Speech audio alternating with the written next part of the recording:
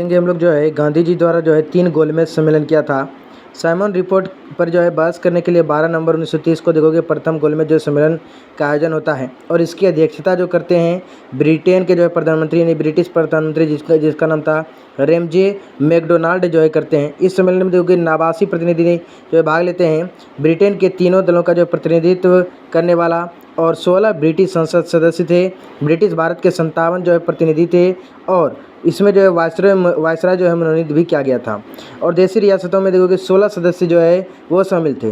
कांग्रेस ने इस सम्मेलन का जो है बहिष्कार किया था और कांग्रेस की अनुपस्थिति पर बेल्सफोर्ड ने कहा था कि सेंट जो है जिस महल में भारतीय नरेश हरिजन सिख मुसलमान हिंदू और ईसाई जमींदार संघों और वाणिज्य संघों के प्रतिनिधित्व में इसमें सम्मिलित हुए हैं, भारत माता वहाँ उपस्थित नहीं थी।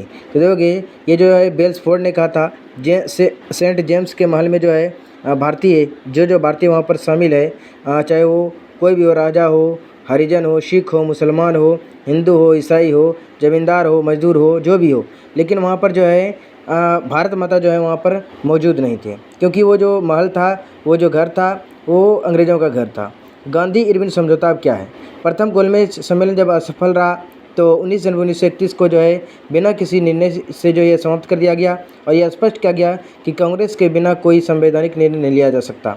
ब्रिटिश प्रधानमंत्री जिनका नाम था रेमजे मैकडोनाल्ड तथा इरविन दोनों को ज्ञात हो गया कि कांग्रेस के बिना किसी संविधान का निर्माण नहीं किया जा सकता। देश में उचित वातावरण बनाने के लिए इरविन ने कांग्रेस से प्रतिबंध हटा दिया तथा गांधी जी एवं अन्य नेताओं को छोड़ दिया और अंततः जो है 5 मार्च 1931 को जो है गांधी जी एवं अन्य नेताओं को जो छोड़ दिया।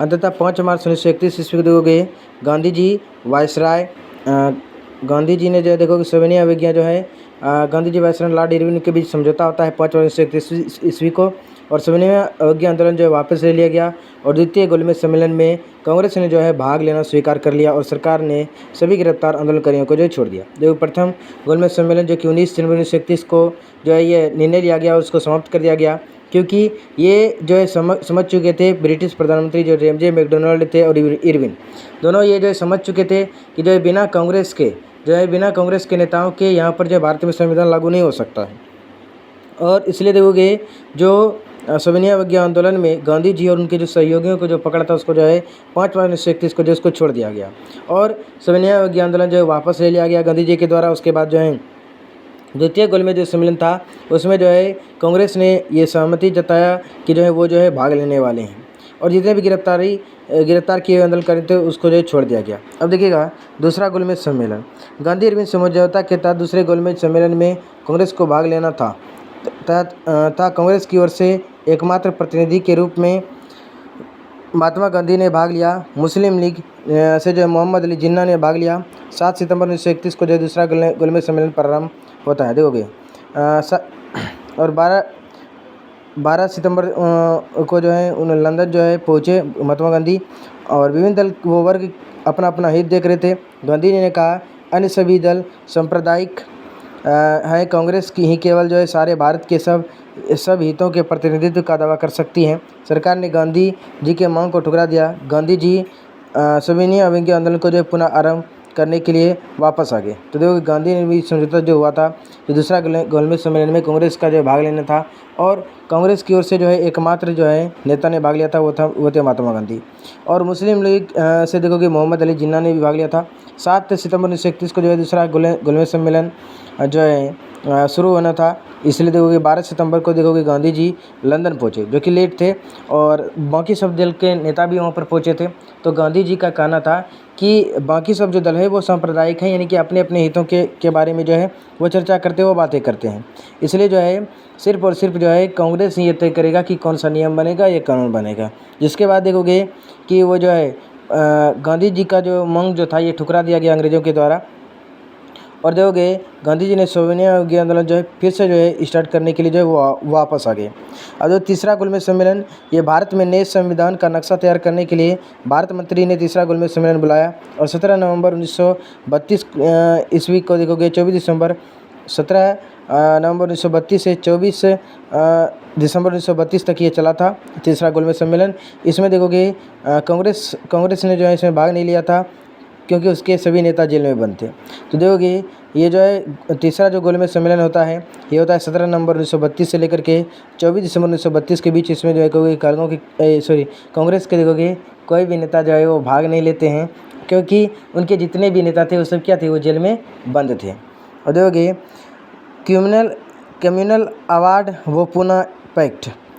द्वितीय गोलमेज सम्मेलन में ब्रिटिश सरकार ने यह घोषणा किया था कि सांप्रदायिक समस्या को हल करने के लिए प्रतिनिधि जो है असफल रहे हैं, इसलिए इस समस्या का जो है समाधान जो है सरकार खुद करेगी। इस घोषणा में मुसलमान, सिखों, भारतीय ईसाइयों आदि का देखोगे अलग अलग करना, अलग अलग प्रतिनिधित्व जो है उन लोगों को दिया गया। इसका देखोगे इसकी घोषणा जो है 16 अगस्त 1932 को प्रधानमंत्री रैमजे मैकडोनाल्ड ने की। और कम्युनल अवार्ड वो सांप्रदायिक पंचायत भी उसको कहा जाता है। हिंदू समाज के हरिजनों को जो अलग कर दिया गया और मूल रूप से यह जो है घोषणा किया गया कि फूट डालो और राज करो की नीति पर जो है हम लोग काम करने वाले हैं। गांधी जी ने कहा था कि अगर सरकार इस सांप्रदायिक निर्णय की घोषणा करती है तो वे आमरण जो है अनशन करेंगे, यानी कि जब तक मरेंगे नहीं तब तक जो है वो अनशन पर बैठे रहेंगे। सरकार ने इस पर जो है कोई ध्यान नहीं दिया। अतः जो है 28 सितंबर 1932 को देखोगे आमरण अनशन आरंभ जो है कर दिया गया गांधी जी के द्वारा। गांधी जी के कदम से संपूर्ण देश आश्चर्यचकित हो गया।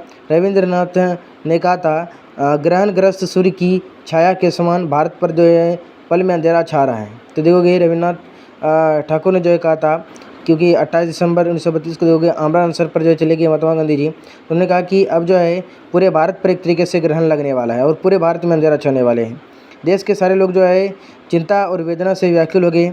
इसमें जो है इतनी ही अच्छाई है कि यह वेदना सर्वव्यापी था, यानी कि सभी लोगों का जो है एक तरीके से था कि गांधी जी अगर अभी जो है अगर किस तरीके से उनका जो देहांत हो गया तो सब चीज़ जो है बर्बाद हो जाएगा। मदन मोहन मालवीय, डॉक्टर राजेंद्र प्रसाद, राजगोपालाचारी, MC राजा के निरंतर प्रयत्नों और समझौता हो गया और 24 सितंबर 1932 को दिए समझौते पर हस्ताक्षर हुए और पुनः उसी को जो है पुनः पैक्ट भी कहा जाता है। ध्यान रखिएगा, पुनः पैक्ट जो है ये 24 सितंबर 1932 को हुआ था। और इस समझौते के बाद होगे गांधी जी जीवन भर देखोगे हरिजनों का उद्धार में लगे।